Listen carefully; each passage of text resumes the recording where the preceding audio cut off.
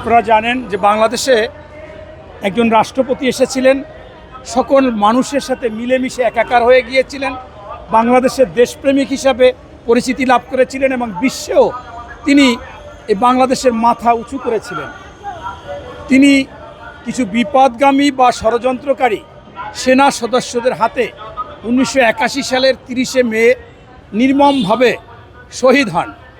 সেই সময় যে সেনাবাহিনীরা তাকে গুলি করে হত্যা করেছিল, 16 জনকে চিহ্নিত করে তাদেরকে আইনের আওতায় এনে সামরিক আদালতে তাদের বিচার হয়েছিলেন এবং 1981 সালের 22শে সেপ্টেম্বর 12 জনকে ফাঁসি দেওয়া হয়েছিল। পরবর্তীতে আরও একজনকে ফাঁসি দেওয়া হয়েছিল। এই 13 জনকে ফাঁসি দেওয়ার পরেও 3 জন এই মৃত্যুদণ্ডপ্রাপ্ত আসামি পালিয়ে পালিয়ে গোপনীয়ভাবে বিভিন্ন কৌশল অবলম্বন করে ছিলেন এবং বিভিন্ন কারণে তারা ধরাছোঁয়ার বাইরে ছিলেন।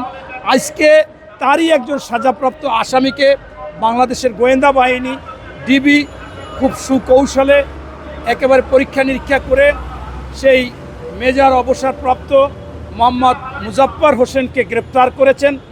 এবং এটি হচ্ছে যে সত্যিকার অর্থেই যাকে অন্যায়ভাবে খুন করেছিলেন, নির্মমভাবে যাকে গুলি করে খুন করেছিলেন, এবং এই মুজাফফর হোসেন হচ্ছে যিনি প্রথমে ওই সার্কিট হাউসে ঢুকে জিয়াউর রহমানকে চিহ্নিত করে বলেছিলেন এই, এবং তিনিই প্রথমে আক্রমণ শুরু করেছিলেন।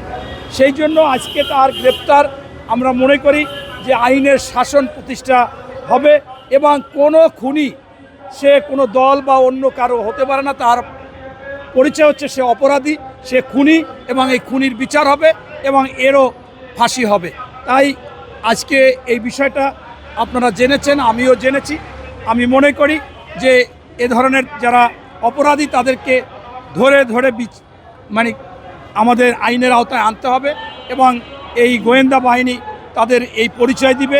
যেখানেই সেই সন্ত্রাসী থাকবে, যেখানেই খুনি থাকবে, যেখানেই অপরাধী থাকবে, তাদের গ্রেপ্তারের আওতায় আনতে হবে। ধন্যবাদ।